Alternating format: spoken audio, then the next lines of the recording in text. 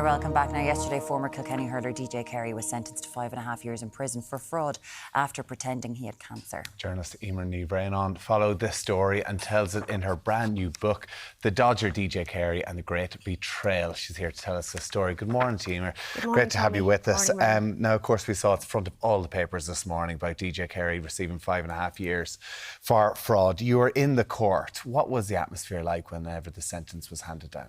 The courtroom was absolutely packed. My focus was on DJ Carey to see would there be any reaction from him. And in a lot of cases like this, there isn't, because the person, the defendant, is usually very aware of their body language. But there wasn't a flinch, there wasn't any movement from DJ Carey. And Judge Martin Nolan was very clear in what he said. He praised the victims, the extraordinary courage of people like Tommy Butler. The last thing he wanted to do was to go into court and to describe how a very good friend of his actually had defrauded him. And it wasn't a normal, straightforward fraud, and we heard about that. The part that makes this different, it's not even that it's cancer fraud or medical deception. It's that DJ Carey honed in on people who loved him, people who trusted him. And there was something very sinister then about this fraud. Very few people have seen, the Gardaí have seen them, I have seen them, the text messages between Tommy Butler and DJ Carey.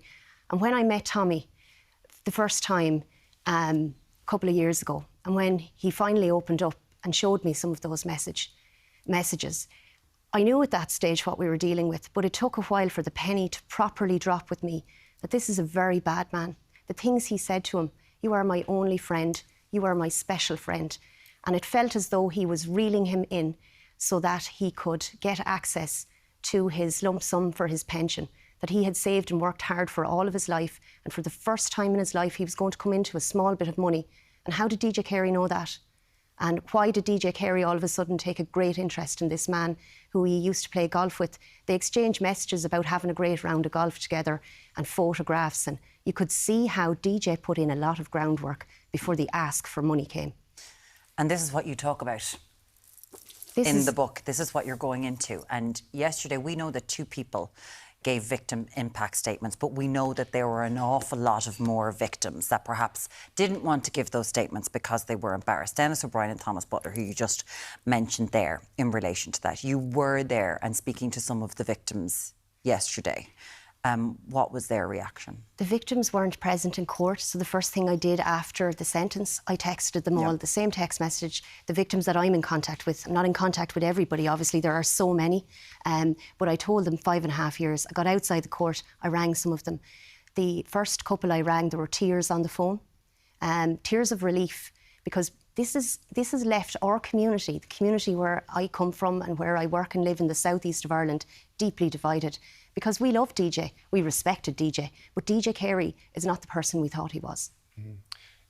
Because, of course, he is one of Ireland's most celebrated sports people, an incredible respect on the hurling pitch. Can you take us back for people who maybe aren't aware of quite the level player that he was and why people would have the love for him that they do? Tommy, I absolutely love the 1990s. I don't know about you, but like the music, the sport, I'm not the biggest sports person ever or anything like that, but I love the whole era, Paul McGrath, all that stuff. DJ Carey blasted onto the scene. I'm from Carlow. I was kind of jealous looking over the border, looking at this guy. Everybody had his name on the back of their shirts.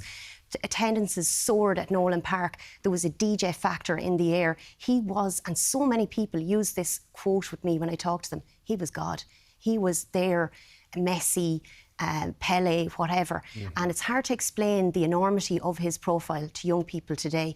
And when people all the time now ask me, even young people on news desks, who was DJ Carey? Because in the last few years, he's gone out of the limelight. But at the height of his fame in the Celtic Tiger, when he was engaged to Sarah Newman, they were the it couple. OK, Sarah Newman was someone who was on Dragon's Den. She was a self-made millionaire. It was, you know, our kind of posh and becks that was going on here in Ireland when it came to that. Were there any red flags or early signs that DJ Carey could end up being a major fraudster? You know, as they say, hindsight is 20/20. So I went back into the newspaper archives and there were extraordinary references. And DJ Carey is my greatest source because he gave so many media interviews over the years. I've read them, I've listened to them, I've trawled through so much stuff and all the signs were there, but you don't know until you know. if that makes sense. So he made a lot of references to health in his interviews. He made a lot of references to money in his interviews. And the first written reference that I could find to cancer rumours was actually published in the Sunday Times by a sports journalist, Dennis Walsh, in 2003. He did a really insightful interview with Carey and he asked him, why would people say this about you? These vicious rumours had swept the southern half of the country that DJ Carey had cancer. And Dennis put it to him, why is that?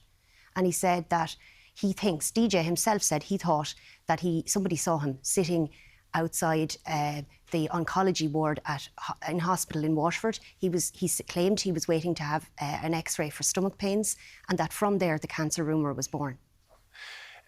Wow.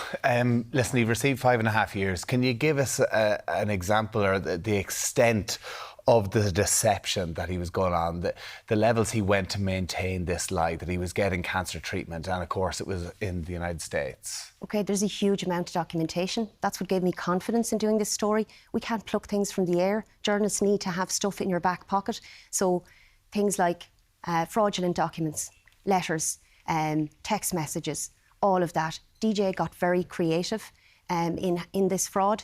I'll just give you one example. Formidable businesswoman from Kilkenny, Mag Kerwin. I happened to know her because it's a small area. I'd interviewed her previously on the radio.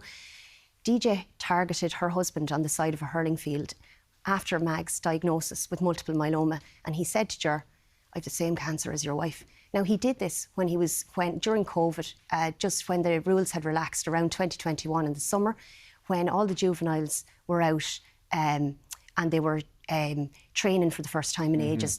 And Ger was delighted because DJ was coming along as a juvenile ambassador and thought he'd give the kids some attention, but he gave Ger all his attention because he just wanted to tell him about, listen, tell Mag I was asking for her. Ger even put notes into his iPhone saying where DJ was getting his cancer treatment. He claimed the Fred Hutch Cancer Centre in Seattle. Ger showed me this. I contacted that cancer centre in Seattle. He told them that he got free treatment there for his elite world handballing status.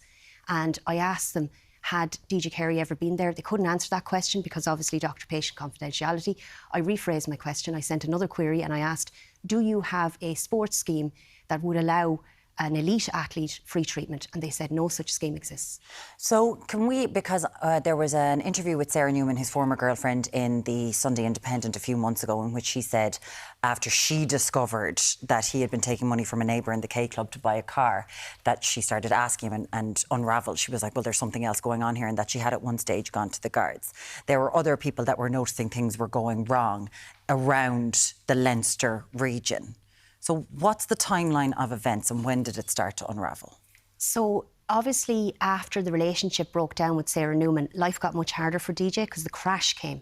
So he had bought properties and she had bought properties. They had 5 in total in exclusive golf resorts, and they were only worth a fraction of the loans and the mortgages that they had gotten from AIB. So from that point onwards, from 2012 onwards, life got much harder and DJ seemed to be borrowing a lot more money and peddling the cancer story to a lot more people. His cancer story evolved. Some people were told a bit of brain cancer, brain tumours.